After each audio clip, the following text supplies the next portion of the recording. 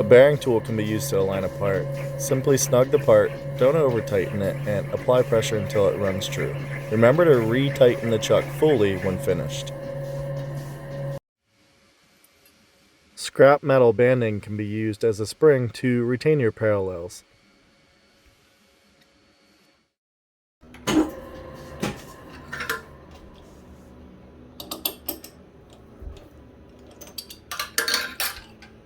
One way to protect threads is by using 2 split nuts.